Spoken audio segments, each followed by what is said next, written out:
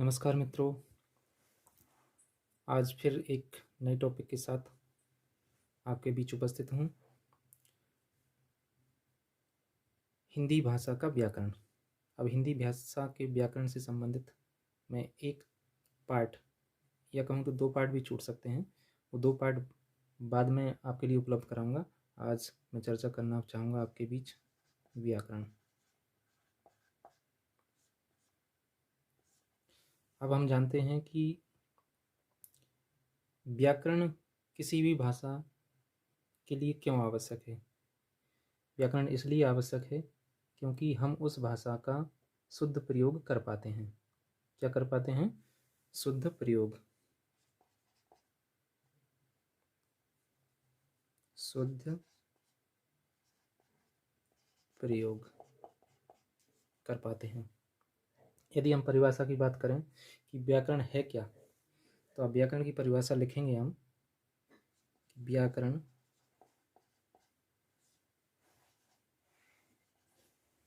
वह, या ऐसा लिख सकते हैं, व्याकरण एक ऐसा शास्त्र है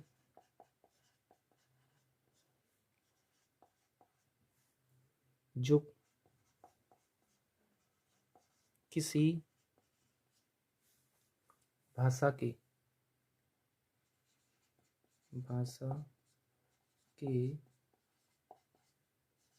शुद्ध रूप से किसी भाषा के शुद्ध रूप को पढ़ना,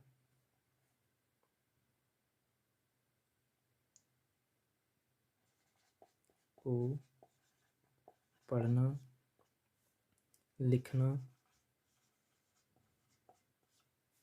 एवं बोलना सिखाता है।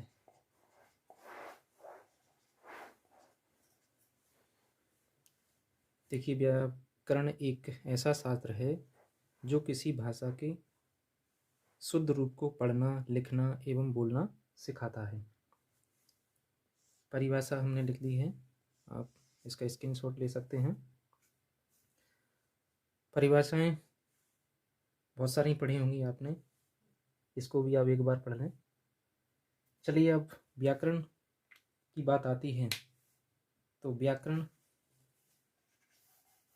के अंगों की चर्चा करें कि व्याकरण के अंग कितने होते हैं।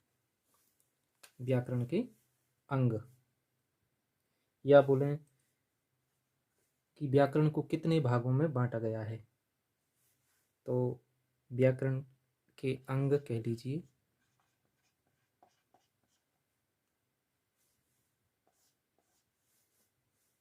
या कह सकते हैं कि व्याकरण को कितने भागों में बांटा गया है। तो देखिए, मैं लिख रहा हूं। एक तो है वर्ण, यहाँ लिख देते हैं, अंग है 3। दूसरा है आपका शब्द, क्या है? शब्द। तीसरा है आपका वाक्य। ये तीनों अंग व्याकरण के हैं। अब एक और कहीं कहीं देखने को मिल सकता है आपके लिए, चौथा है पद विचार। पद, यहाँ जैसे हम लिखें कि वर्ण विचार, सबके आगे लिख सकते हैं शब्द विचार, ऐसे वाक्य विचार।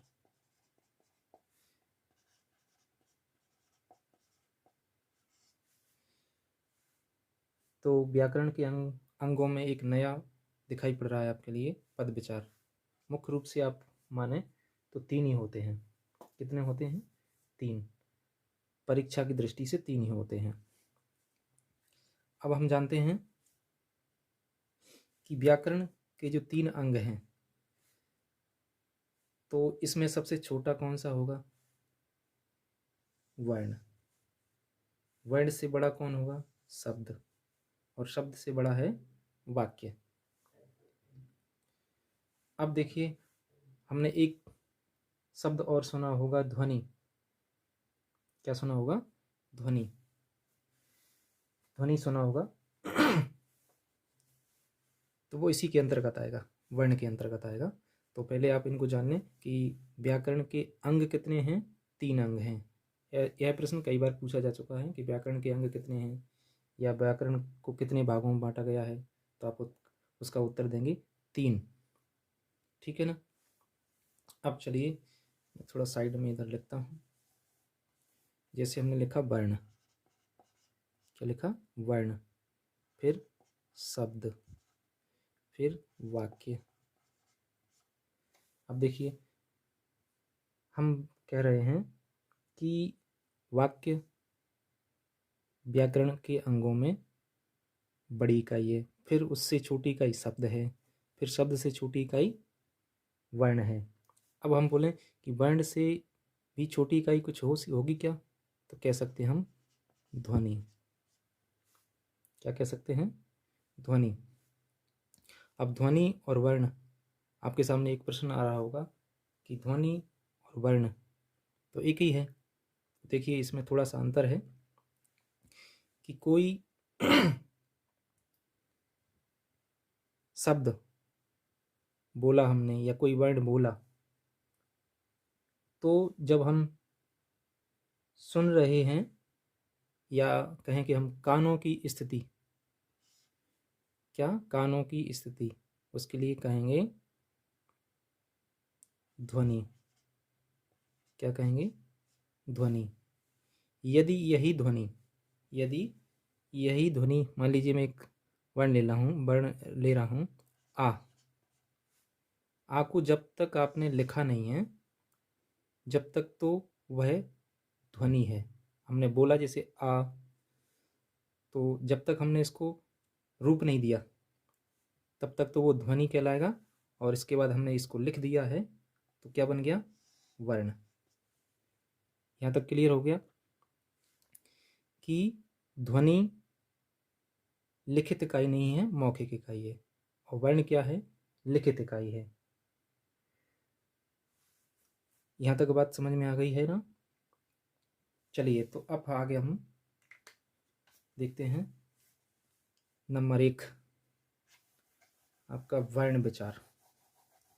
आगे अपन कुछ और तथ्य जानेंगे इसके बारे में। पहले लेते हैं अपन वर्ण विचार। यहाँ से आज आपके लिए एक दो प्रश्न कुछ नए मिलेंगे, कुछ सीखने को नया मिलेगा। वर्ण विचार से संबंधित कुछ हम जानकारी लेते हैं कि वर्ण विचार है क्या। देखिए तो वर्ण विचार है कि वर्ण हमें क्या करता है, क्या दिख सिखाता है? वर्णों का शुद्ध लेखन। क्या? शुद्ध लेखन, शुद्ध उच्चारण, शुद्ध उच्चारण और शुद्ध प्रयोग। शुद्ध प्रयोग। ठीक है। तो वर्ण विचार का पहला बिंदु हो गया कि वर्णों का शुद्ध लेखन, शुद्ध उच्चारण, शुद्ध प्रयोग आता है वर्ण विचार के अंतर्गत। दूसरा देखिए, हम इसके बारे में एक तथ्य लेते हैं। भाषा की सबसे छोटी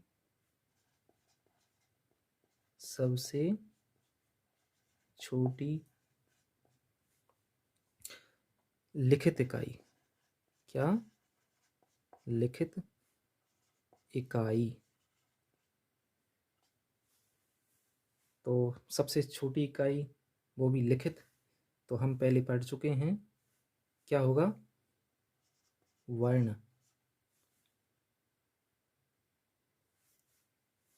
तीसरा देखिए आप,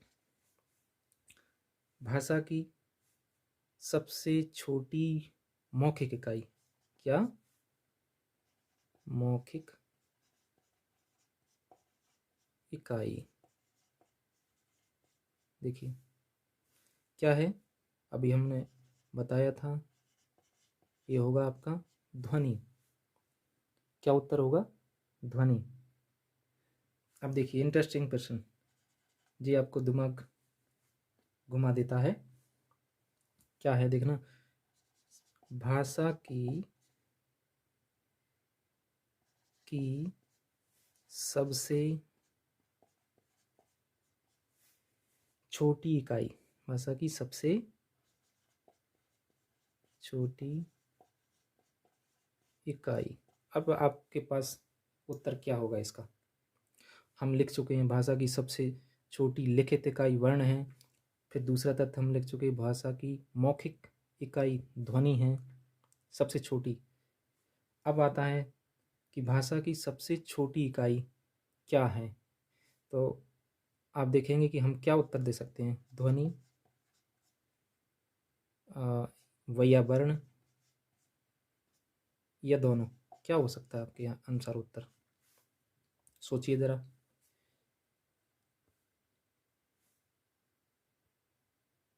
आप सोच रहे हैं कि दोनों हो सकते हैं, दोनों नहीं होगा।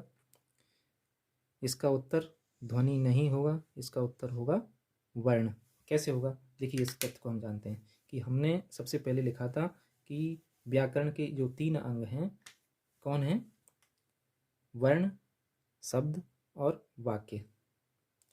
अब हमने जाना कि भाषा की सबसे छोटी इकाई क्या है? वर्ण। तो यहाँ स्थिति बन रही कि कुछ भी आपके सामने ना हो कि भाषा की सबसे छोटी इकाई ना तो मौखिक लिखा हो ना लिखित लिखा हो, तो आपका उत्तर सदैव वर्ण रहेगा। ध्यान रखिएगा इसका, ये प्रश्न आपके दिमाग को घुमा देगा। इसको बिल्कुल ध्यान से रखेंगे आप। उत्तर होगा आपका वर्ण। इसमें स्पष्ट नहीं है, फिर भी आपका उत्तर वर्ण होगा। तीसरा अगला देखिए, अगला पॉइंट है आपका अर्थ के आधार पर। देखिए अब आगे, अर्थ के आधार पर,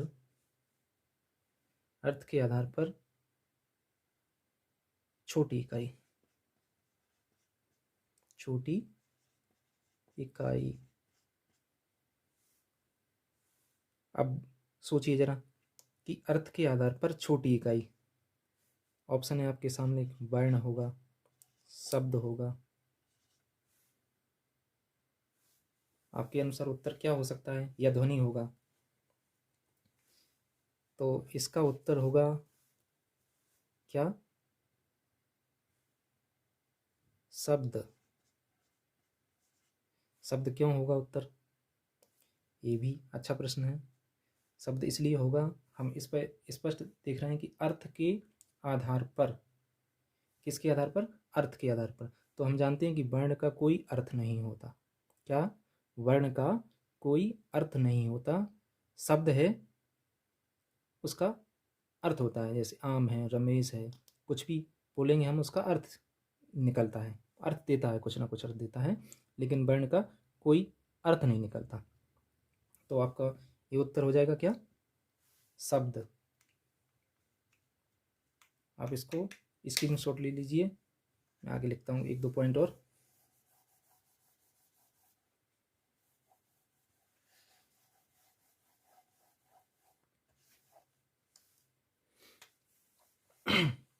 अब आता है जैसे भाषा की या भाषा का सबसे बड़ा अंग। उत्तर क्या होगा आपका? क्या होगा? वाक्य।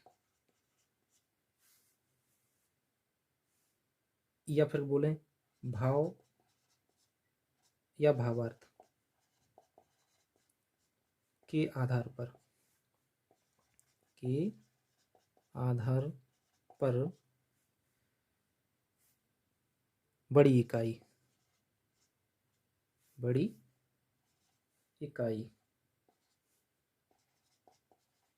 क्या होगी? वह भी वाक्य होगा। देखिए कैसे होगा। कि पहले हमने जाना सबसे छोटी इकाई लिखित वर्ण है, मौखिक इकाई ध्वनि है। अर्थ के आधार पर क्या होगा उत्तर आपका कि अर्थ के आधार पर छोटी इकाई शब्द होगा। भाव या भावार्थ के आधार पर उत्तर होगा आपका वाक्य। वाक्य इसलिए होगा, देखिए ये तो आप स्पष्ट समझ रहे हैं कि हम भाषा का सबसे बड़ा अंग वाक्य हो गया। अब इसमें लिखा है भाव और भावार्थ। अब थोड़ा इस पर विचार करेंगे कि जब हम पद्य पढ़ रहे होते हैं, है ना, पद्य पढ़ रहे होते हैं तो पद्य में उस पद्य की व्याख्या होती है, उसका अर्थ दिया रहता है। अब अर्थ के बाद अथवा अथवा करके या कहें और बाद में लिखा रहता है भावार्थ या भाव। उसी के आधार पर वो हमें और तरीके से अच्छा समझा देता है, भावार्थ समझ में आता है। तो जो भी भावार्थ दिया रहता है, जो अर्थ से थोड़ा सा इजी भाषा कहें या बिल्कुल हमारे लिए दिमाग में बैठने के लिए सही रहता है, हम समझ भी जाते हैं। उसलिए आप देखो यहाँ देख सकते हैं भाव या भावार्थ, मतलब वो भाव क्या अर्थ दे रहा है, उसके आधार पर बड़ी इकाई क्या होगा वाक्य। जैसे वाक्य है कि राम स्कूल जाता है, पूरा पता चल रहा है हमारे लिए कि उसमें भावार्थ पता चल रहा है। तो आप इन तथ्यों को बिल्कुल विशेष रूप से ध्यान रखिए जो हमने बोले हैं। एक तो वर्ण की सबसे भाषा की सबसे छोटी इकाई वर्ण हो गई, इसके बाद मौखिक इकाई ध्वनि है, फिर भाषा की सबसे छोटी इकाई ना तो मौखिक लिखा हो ना लिखित लिखा हो, तो उस आपका उत्तर होगा वर्ण। ये परीक्षाओं में कई बार पूछा जा चुका है, इसको इसलिए ध्यान से रखें। आगे हैं अर्थ के आधार पर सबसे छोटी इकाई शब्द हो गया हमारा। फिर भाषा की सबसे बड़ी इकाई या बड़ा अंग क्या है, वाक्य है। अब भाव या भावार्थ के आधार पर भी आपका उत्तर वाक्य होना चाहिए, क्योंकि वाक्य ही अर्थ देता है, भावार्थ देता है। ठीक है, चलिए आगे चलते हम। इसमें कुछ न कुछ नया मिला होगा और आगे देखना और मिलेगा आगे।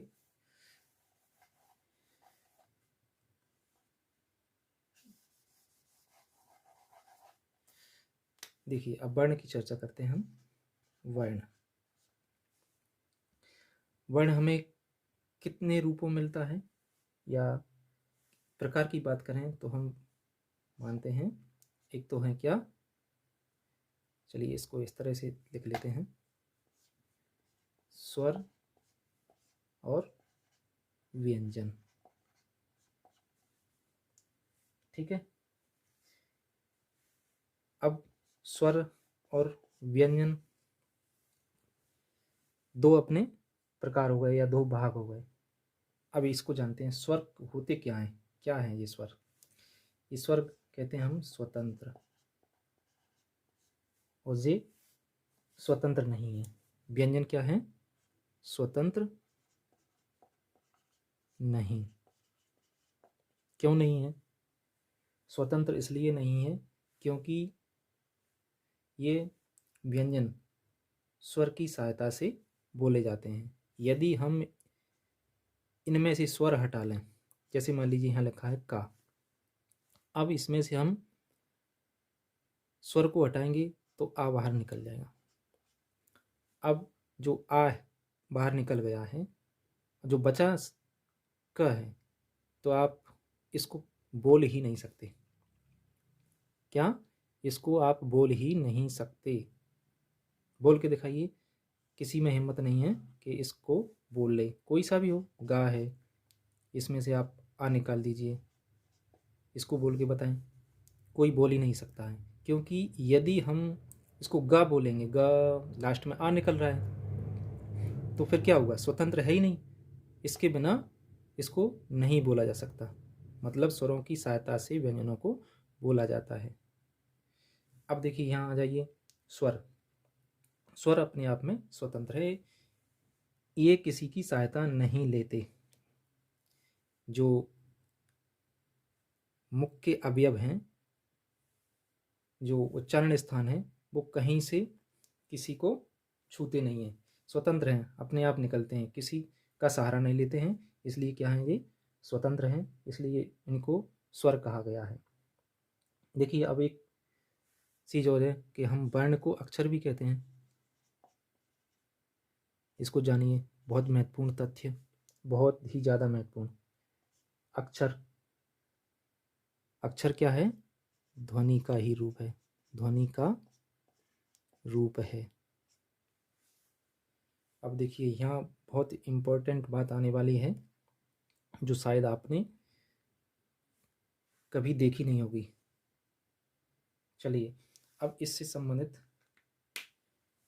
अक्षर से संबंधित एक दो हम तथ्य लिखेंगे, क्या है, किस तरह से हम इसको समझेंगे, क्योंकि प्रश्न पूछा जाता है कि वर्ण, अक्षर और ध्वनि में अंतर क्या है।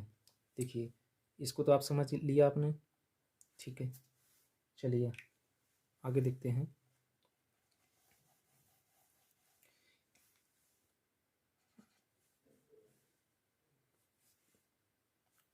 प्रत्येक वर्ण, क्या प्रत्येक वर्ण को अक्षर कह सकते हैं। आप इस तथ्य को ध्यान रखना, बिल्कुल बहुत बहुत इम्पोर्टेंट है। प्रत्येक वर्ण को अक्षर कह सकते हैं, अक्षर कह सकते हैं। देखिए सभी अक्षर वर्ण नहीं होते। अब देखो यहाँ निकल के आ रही है बात, सभी अक्षर वर्ण नहीं होते।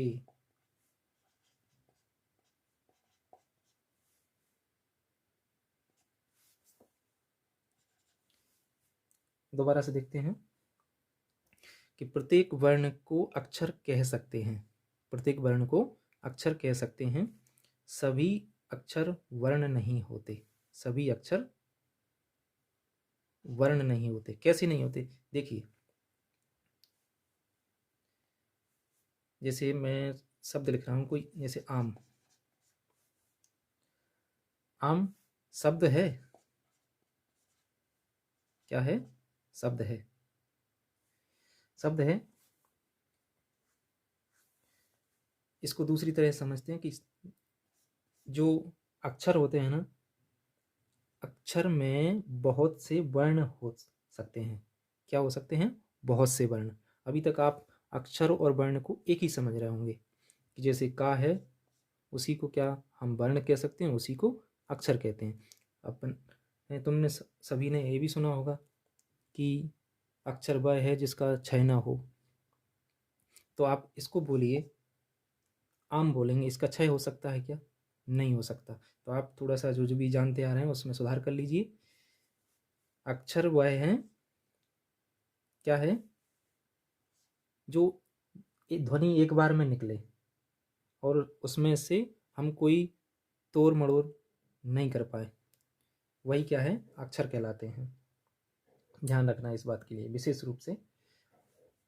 इसको दोबारा से पढ़ेंगे। प्रत्येक वर्ण को अक्षर कह सकते हैं। मान लीजिए ये लिखा है माँ, इसको क्या कह सकते हैं? अक्षर, अक्षर कह सकते हैं, लेकिन सभी अक्षर वर्ण नहीं होते। अब जैसे ये हो गया, क्या हो गया? आम हमने बोल दिया, जो ध्वनि बोल दी, अब वो क्षय तो होगी नहीं, नहीं होगी ना, इसलिए वह अक्षर है। देखिए इसके बारे में थोड़ा सा और जानेंगे। ध्वनि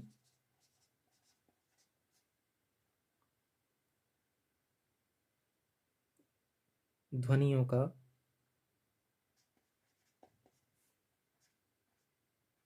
ध्वनियों का ऐसा समूह, ऐसा समूह जिसे जिसे सांस के एक झटके से, इसके एक झटके से उच्चारित किया जा सकता है, किया जा सकता है।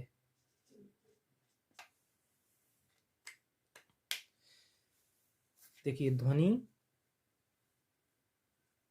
एवं ध्वनियों का ऐसा समूह जिसे एक सांस, एक झटके में, जिसे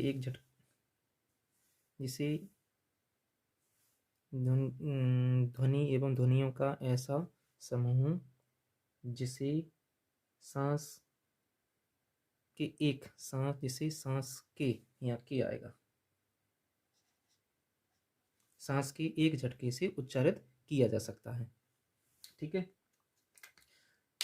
चलिए इसको एक तथ्य और लिखते हैं, फिर आगे बढ़ते हैं।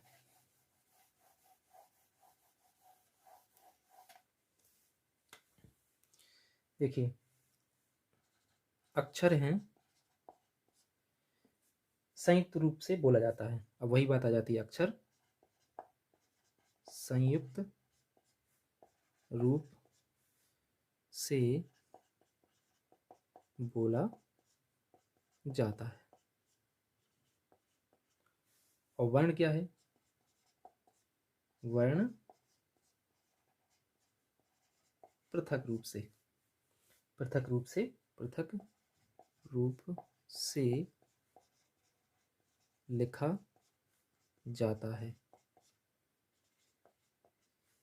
यदि हम लिखा की जगह बोला जाता है तो फिर क्या हो जाता? ध्वनि हो जाती। हाँ, एक एक चीज़ का ध्यान रखना है कि कहाँ क्या लिखा जाता है तो क्या बन जाएगा। तो यहाँ क्या हो गया? वर्ण पृथक रूप से लिखा जाता है। एक और चीज़ बताते हैं तुम्हें साथ में कि इसमें आया ये शब्द संयुक्त रूप से बोला जाता है, तो हम एक ऐसे कह सकते हैं कि शब्दांश, जैसे हम अभी बताया था कि आम, आम को हम क्या कहेंगे? अक्षर जो बोल दिया हमने उसका क्षय नहीं हो रहा है, शब्द है लेकिन अक्षर कहलाएगा।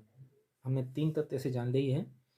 अब मुझे विश्वास है कि आप इसको भूलेंगे नहीं, और बिल्कुल जो हमने इतने समय में जो भी यहाँ देखा है, आप देख रहे हैं, तो उसमें से एक ना एक प्रश्न आपके लिए बिल्कुल पक्का आने वाला है,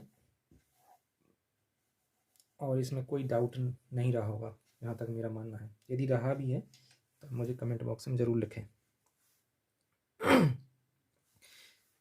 आगे चलिए, अब इसके बारे में, वर्ण के बारे में और आगे जानते हैं।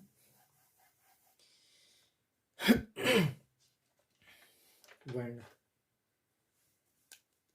वर्ण के बाद क्या आएगा? वर्णमाला आएगी, वर्णमाला। चलिए अब जानते हैं कि वर्णमाला होती क्या है।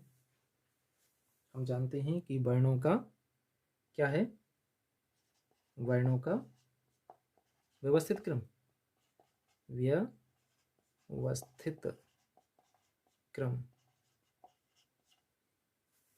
वर्णों का व्यवस्थित क्रम ही वर्णमाला कहा जाता है। अब पहले हम देखें थोड़ा सा कि हमने अभी 2 भागों में बांटा था। क्या? वर्ण को, स्वर और व्यंजन। क्या कैसे बांटा था? स्वर और व्यंजन के रूप में। तो देखिए, हमने स्वर लिखा था, तो स्वरों की संख्या कितनी है? हो सकता है कई 10 बताएंगे, कई 11 बताएंगे, कई 13 भी बताएंगे। तो आपके हिंदी भाषा में कितने स्वर होंगे? 11। कितने स्वर होंगे? 11। देखिए कौन कौन से हैं? आ, ई, उ, री, ए, ऐ, ओ, औ। कितने हो गए? 1 2 3 4 5 6 7 8 9 10 11 हो गए 11। यही स्वर हैं हिंदी भाषा में। और हम संस्कृत भाषा की बात करें, थोड़ी सी जानकारी के लिए बता देता हूँ कि इसमें 2 और जुड़ जाते हैं। कौन कौन से जुड़ जाते हैं? एक तो री का दीर्घ हो जाता है, ये तो अपना री है ही, क्या है? री। इसमें दीर्घ री हो जाता है। और एक ये आ जाता है री। इन दोनों को मिलाकर 13 हो जाते हैं।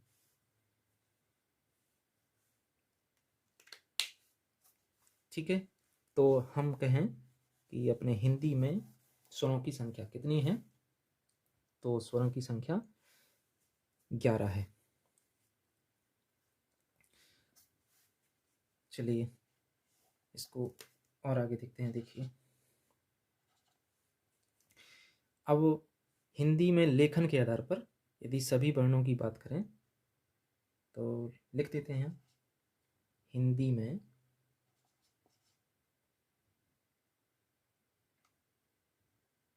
अभी व्यंजनों की भी चर्चा होनी बाकी है, चलिए बाद में करेंगे। तो आप यहाँ तक जानिए कि स्वरों की संख्या कितनी है? 11 है। अब देखिए, एक तथ्य और बीच में मुझे याद आ रहा है कि जो वर्णमाला के अपने भाग देखे हैं, कितने? 2, स्वर और व्यंजन। इसमें एक चीज और जोड़ रहा हूं मैं, जो एम मध्य प्रदेश के हिसाब से हैं। एक तो स्वर, एक व्यंजन और अयोगवाह, ये और जोड़ा गया है। अब ये कैसे हम कह दें कि इसमें जोड़ा गया है? तो इसको इसलिए कह सकते हैं कि इसमें जो राजभाषा आयोग है ना, राजभाषा आयोग की जो वेबसाइट है, आधिकारिक वेबसाइट, ऐसा नहीं कि वैसे ही, आधिकारिक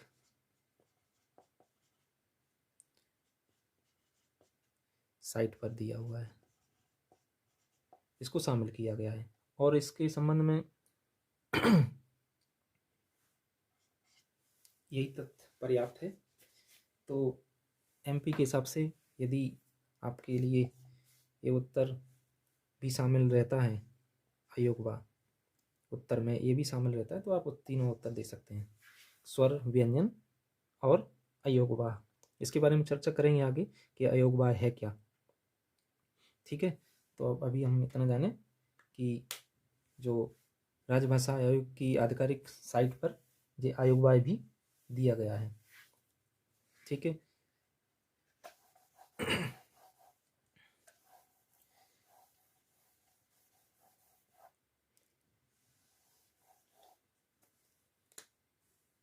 चलिए अयोगवाह के संबंध में एक और तथ्य बता रहा हूं मैं। अयोगवाह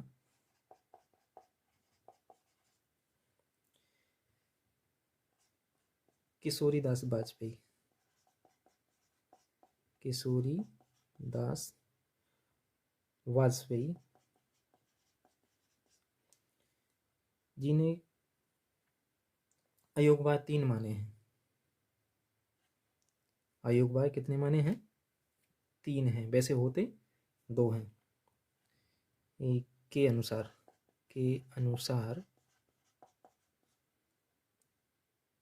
अयोगवाह की संख्या 3 है। कितनी है? 3। कौन कौन? अनुस्वार, विसर्ग और अनुनासिक। अनुनासिक, ये 3 माने हैं। ऐसे जो दोनों हैं, एक तो इसका रूप ऐसे लिख दें, अन अह, तो यही दोनों हैं, लेकिन किशोरीदास वाजपेयी ने 3 माने हैं। तो आप इसको अलग से आता है प्रश्न ऐसा कि किशोरीदास वाजपेयी के अनुसार अयोगवाह कितने हैं, तो आपका उत्तर होना चाहिए 3। और यदि नहीं आता है तो फिर आपका उत्तर 2 ही होगा। ठीक है,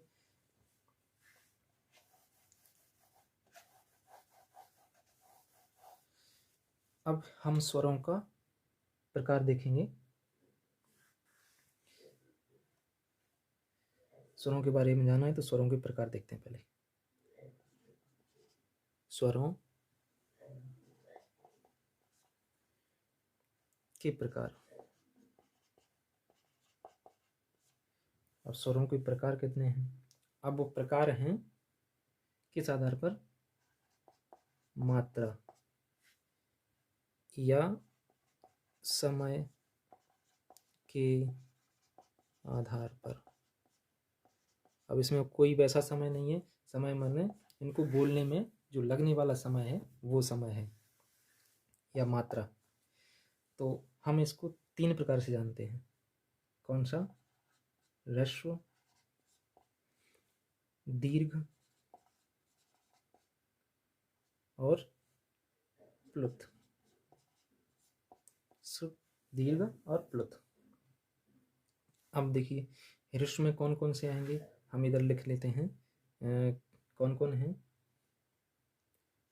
आ, बड़ा आ, ई, उ, री, ए, ऐ, ओ और औ।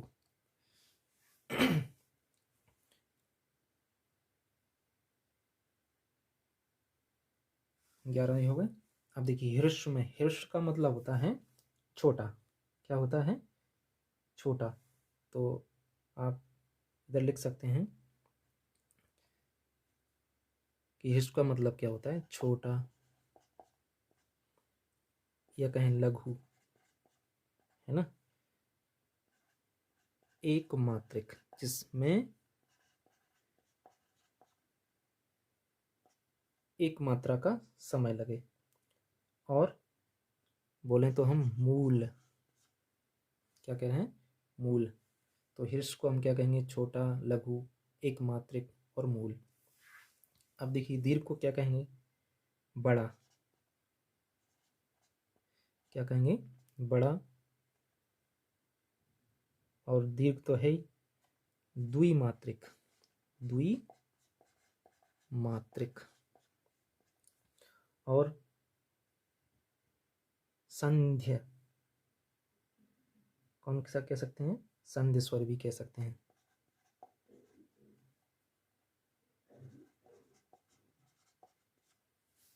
ठीक है। और प्लुत में कौन आएंगे? जिनकी 3 मात्रा हो, या कहेंगे त्रिमात्रिक। त्रिमात्रिक कैसे? देखिए त्रिमात्रिक ऐसे, आप इसको यहाँ से संधि स्वर काट सकते हैं। चलिए आगे देखते हैं। संधि स्वर मतलब जोड़कर बनेंगे। देखिए जैसे इसकी बात करें तो इसमें कौन कौन सी वर्ण आ जाएंगे? कौन कौन सी वर्ण आ जाएंगे? आ, ई और उ और री। यहाँ से प्रश्न बन जाता है कि ह्रस्व स्वरों की संख्या कितनी है? तो आपका उत्तर क्या होना चाहिए? आपका उत्तर क्या होना चाहिए? 4। कितने? 4। अब देखिए फिर इसमें आता है